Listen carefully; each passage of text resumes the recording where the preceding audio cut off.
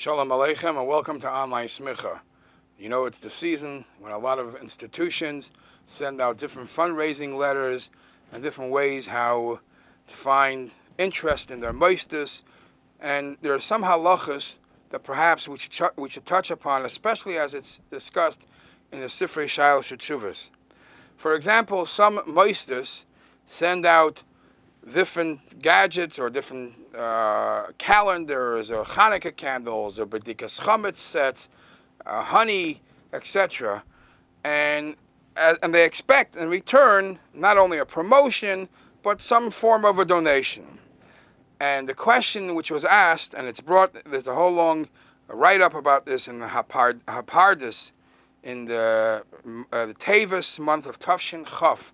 There was a Rav that wrote a whole article there discussing if somebody uses one of those items that was sent to him and did not send back a donation, if it's an item that he used for a mitzvah, does he fulfill the mitzvah because he didn't pay for it? Could he make a bracha on the thing that he's using? Because after all, it was sent to him for a reason, hoping for a donation in return. And this person had no interest or did not send a return donation.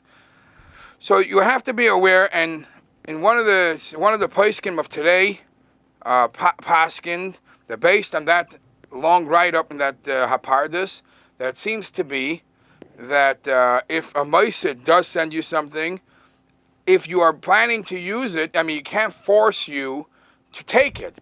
But if you're planning to use it, it is almost halachically, it's almost right to say that halachically you must send a donation in to be able to be mekayim the mitzvah on its proper manner. However, there is a plus. There is a way around it. Is if the moistus, when they send out these things, they write that this is for you to keep. No matter, somehow they express themselves that even if you didn't send a donation, it's for you as a present. So even if somebody uses it, he fulfills the mitzvah.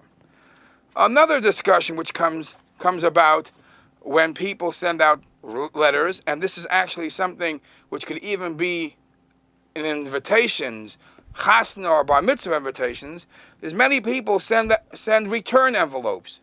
Okay, it's a big deal. But they actually stamp the return envelope.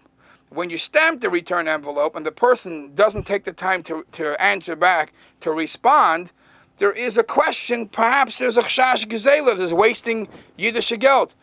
The man sent you an envelope with a stamp. The stamp cost such X amount of cents or whatever it was. It would waste that money. It's a form of gezela. It sounds funny, the shaila. But this shaila is brought in the Shayil Shechuvas Marsham. And over there, it was discussed, somebody wrote a shaila, he was sent a letter, wrote a shaila to a chacham, to a rebbe, to a rav, and he didn't want any expense out of the pocket of the rav, so he sends in that envelope a pre-stamped envelope as a return.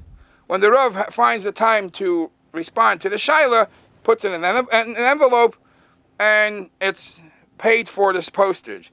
And the question was asked, does the Rav have to feel obligated because he got a pre-stamped envelope that he must respond to it and make it one of his first priorities?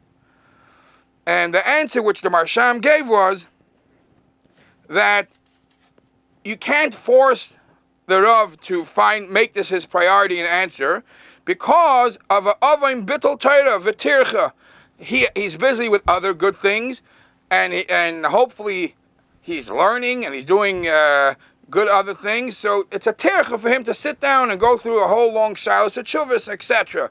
But if not for that issue of bittul Torah or Torah or tircha, if it's something which takes seconds, you, according to that tshuva, you would have to take the time to respond. So if somebody sends you a pre-stamped envelope, and all you got to do is make a yes or a no, a check, or an X, or something like that, being that there's A, no bittul Torah there, takes a second, B, there's no tircha.